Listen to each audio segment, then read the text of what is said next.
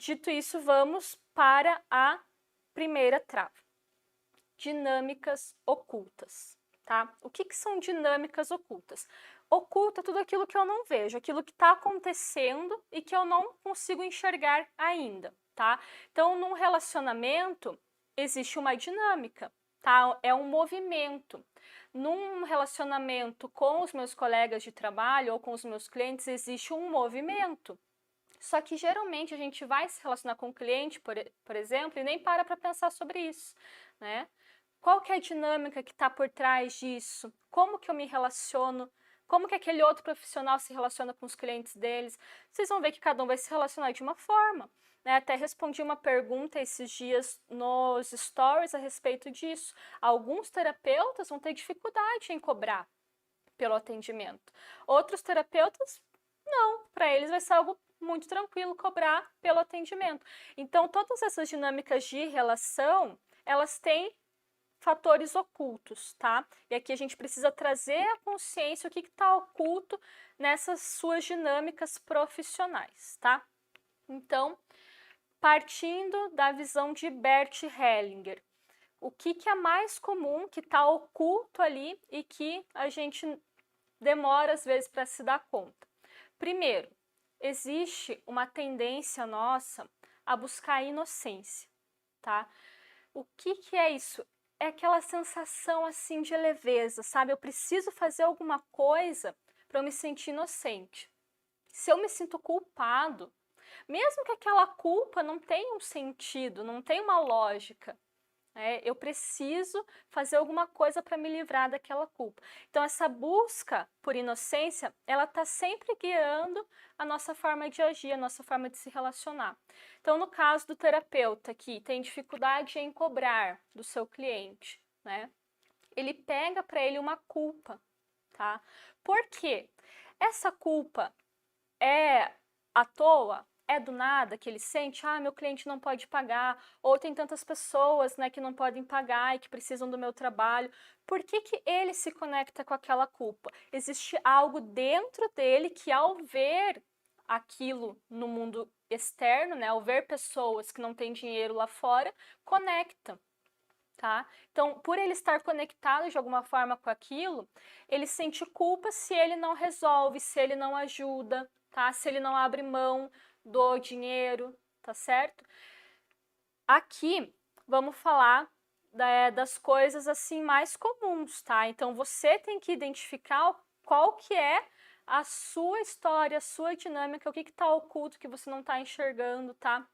Eu vou falar das coisas que mais aparecem, mas pode ser que a sua seja um pouquinho diferente, tá?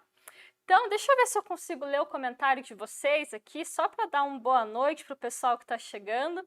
Para quem chegou agora, estamos falando de travas, tá? Eu tô ainda na primeira, tá, pessoal? Qual que é a primeira trava do terapeuta? Deixa eu abrir os comentários aqui. Olha que legal, tem bastante gente, gostei, hein? Patrícia, Deck, Rosemary, Fábio, boa noite, pessoal. Vão mandando as perguntas, tá? Que depois, se der tempo, no final eu respondo vocês, tá? Se não der tempo, aí fica pra live de sábado, tá? Então, não sei se eu falei no início, mas a gente tem 3 aulas ao vivo, tá? A de hoje, a de amanhã também às 9 horas, a de sexta-feira, tá? Que são aulas com conteúdo e no sábado é a live de perguntas e respostas, tá? Então, o que não der tempo de responder hoje, eu respondo no sábado, tá?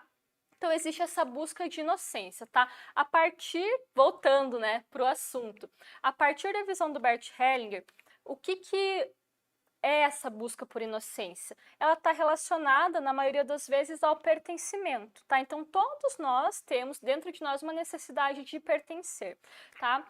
E qual que é a necessidade minha de pertencimento? De pertencer ao meu sistema familiar, tá?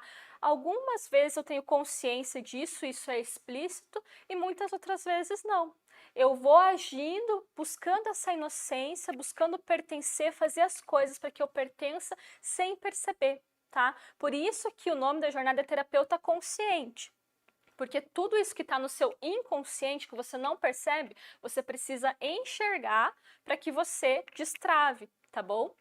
Então, muitas vezes está num nível muito profundo, eu estou fazendo as coisas, eu estou agindo ali, eu estou me auto-sabotando e eu nem faço ideia de que eu estou fazendo isso por uma necessidade de pertencer ao meu sistema, tá? Então vamos dizer uma pessoa que vem de uma família onde todo mundo trabalhou anos na mesma empresa, tá? Ou onde todo mundo é funcionário público.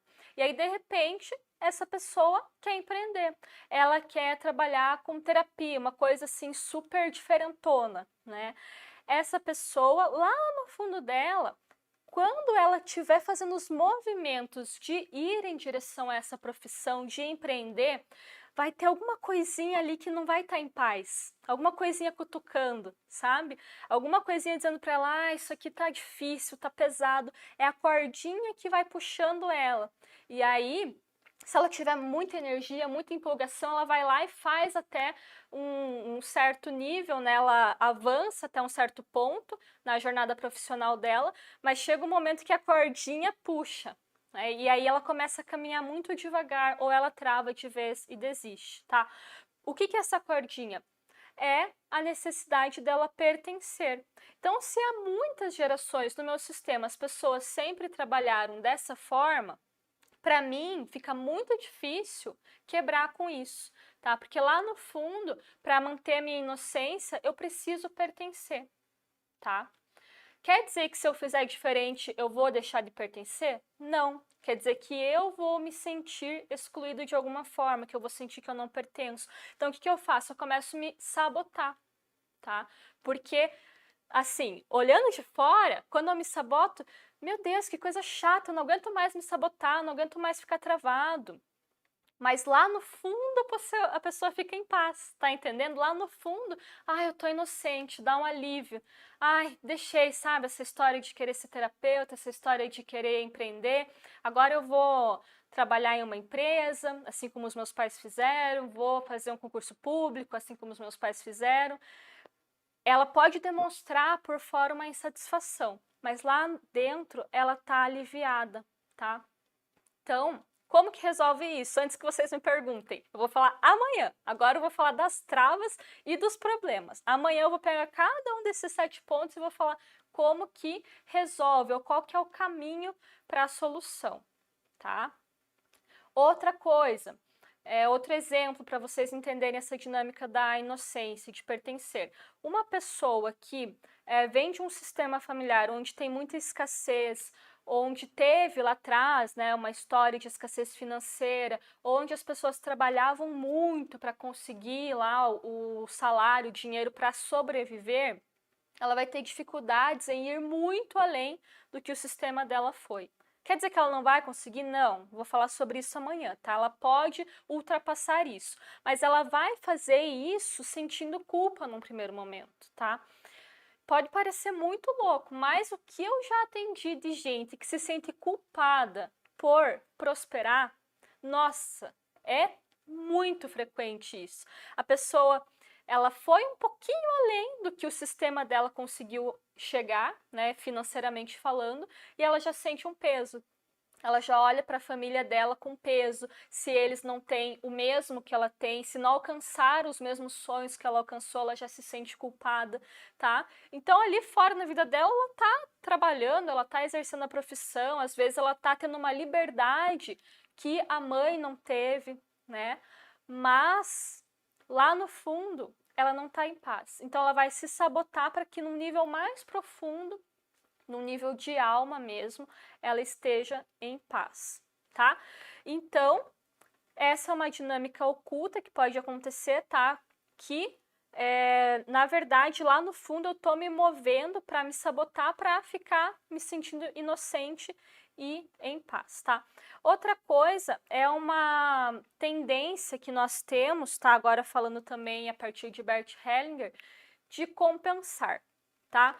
Então, quando existe, na história da minha criação, por exemplo, um sacrifício muito grande dos meus pais para me criar, ou quando eu vejo injustiças, tá? Coisas que a criança pega para ela, lembra que eu falei lá no início da criança e do adulto?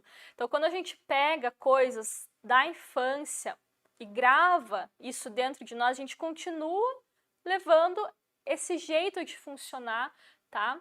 Essa dor ali no nosso mundo adulto, até que a gente toma consciência e trabalha com aquilo e ressignifica, tá? Mas enquanto eu não olho para isso que aconteceu, eu vou funcionando de uma forma assim, como se eu tivesse cego, tá? Vou dar um exemplo, a escolha da profissão, tá? Por que é importante você entender o motivo que te levou a escolher o seu trabalho?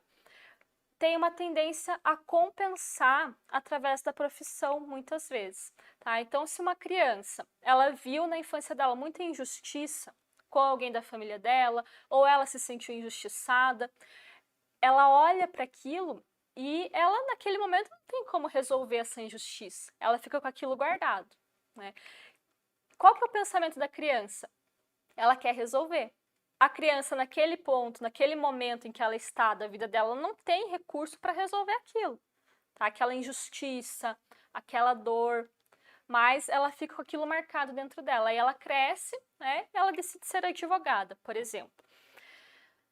Essa pessoa, ela vai ter muita dificuldade em se relacionar com o cliente dela ou com o trabalho dela, enxergando apenas o trabalho. Atrás do trabalho, atrás do cliente, vai estar toda aquela história de injustiça, tá? Já vou dar um exemplo falando dos terapeutas. Então, pode ser que ela seja movida muitas vezes pela emoção durante o trabalho dela, tá? Pode ser que ela escolha tipos específicos de clientes, de casos que tem a ver com a dinâmica, com a história dela. Qual que é o problema disso tudo? Que ela está trabalhando, ou seja, ela está atuando ali na vida adulta dela a partir de uma necessidade de compensação da criança. A criança viveu alguma coisa lá atrás, alguma dor, não conseguiu resolver, guardou aquilo dentro dela, ficou marcado, né? O trauma, a emoção muito forte marca aquilo em nós. E aí, quando ela vai para o mundo adulto, ela não está indo com uma necessidade do adulto, que é de contribuir, né, que é de se sentir realizado profissionalmente, que é de resolver o problema do cliente. Não, muitas vezes ela não quer resolver o problema do cliente. Ela quer lidar, ela quer ter um lugar para dar vazão àquela raiva, àquela dor lá de trás, tá? O que é muito comum em terapeutas, psicólogos, até médicos, enfermeiros, pessoas que têm uma tendência que desenvolveram desde lá da infância de cuidar, tá? Filhos parentais. O que é um filho parental? É quando acontece alguma dinâmica ali na família, algum problema, e os pais não conseguem ser totalmente adultos e disponíveis para aquela criança. Então, aquela criança ela já nasce sentindo que ela tem que cuidar, que ela tem que dar conta das coisas, que ela tem que resolver tudo, tá? O que acontece? Essa pessoa cresce funcionando dessa forma. Eu preciso cuidar. E aí, como que ela vai enxergar o cliente dela? Ela vai enxergar o cliente dela como adulto, como capaz, com os problemas que aquela pessoa tem? Não, muitas vezes por trás desse cliente ou na frente desse cliente, ela tá vendo essa dor dela, tá? Muitas vezes a pessoa tá tentando salvar a mãe, tá tentando salvar o pai, tá? Então, quando tem alguma história de doença na família e a criança não conseguiu elaborar aquilo, né, conforme ela cresceu, por exemplo, não conseguiu digerir aquilo, uma doença que separou ela da mãe, que separou ela do pai, tá? Se a mãe da criança teve um histórico de depressão e aquela criança sentiu profundamente a dor de não ter a mãe disponível para ela, de não se sentir vista, não se sentir amada pela mãe, a criança vai querer resolver aquilo como? Tentando curar a mãe, tá? E aí ela cresce, faz ali um curso, vira terapeuta, vira psicóloga, e aí ela, nos atendimentos dela, sempre o mesmo padrão de cliente. Porque ela ainda tá naquele trabalho não como profissional exclusivamente. Ela ainda tá porque ela precisa trabalhar uma cura dela, tá? E aí não tem como me relacionar com o cliente, com o adulto do cliente de uma forma produtiva, né, que eu consiga enxergar de fato aquele cliente, se por trás de todos eles eu, na verdade, tenho a minha mãe, né? Tô dando um exemplo aqui de uma dinâmica que acontece. Pode ser que seja uma outra pessoa da sua família, tá? Então, são essas dinâmicas ocultas, né? Da pessoa querer compensar, da pessoa querer salvar alguém lá de trás, tá? Da pessoa ainda tá tentando resolver uma história do passado, porque não consegue lidar com a dor que essa história causou nela, tá? E aí, quando essa pessoa ela vai para o mundo profissional, ela não tem muitas condições de lidar com aquele mundo profissional, porque ela está como criança, então ela se envolve num nível emocional muito infantil, com muito pouco consciência do que está acontecendo, quais são as trocas ali, né? Então, o que eu ganho quando eu estou atendendo uma pessoa e eu vejo nessa pessoa a mesma história que eu vivi, ou uma história parecida com a história da minha mãe? Lá no fundo, o que eu estou ganhando? Muitas vezes é uma cura pessoal, né? Muitas vezes é uma sensação de alívio. Se essa pessoa fica bem, eu me sinto um pouco mais aliviada, porque alivia a culpa ou o peso de uma história lá atrás do passado. Tá entendendo? Então, isso, gente, é assim, quando você parar para observar e a ficha cair, você vai dizer, meu Deus do céu, era exatamente isso que eu estava fazendo. E quando ela tem esse tipo de ganho, quando a pessoa está trabalhando, né, buscando esse tipo de ganho, ela não vai receber em dinheiro, porque aquilo não é estritamente profissional, ainda está muito misturado, tá? Tá muito ali nos traumas, na dor dela, na história dela. Por isso que é muito comum a gente acabar atraindo, né, os mesmos tipos de problema, né? Os clientes que vêm com os mesmos tipos de queixa, tá? Então, falei um pouquinho das dinâmicas ocultas, tá?